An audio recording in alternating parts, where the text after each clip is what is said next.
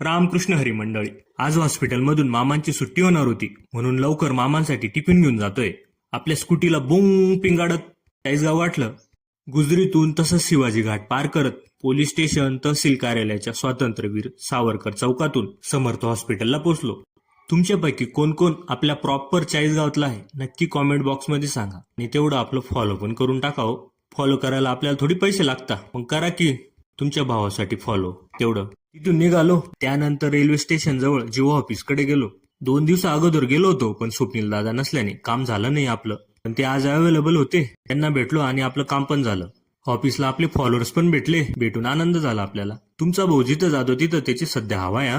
मामांचं हॉस्पिटलमधून डिस्चार्ज करायचा होता म्हणून एक्सरे रिपोर्ट वगैरे काढून घेतले आणि डिस्चार्ज करून घेतला. तिथून डायरेक्ट रामताईला सोडायला स्टेशनला पोहोचलो. रेल्वेत एवढी गर्दी होती ना की भयानक, पाय ठेवायला सुद्धा जागा नाही हो.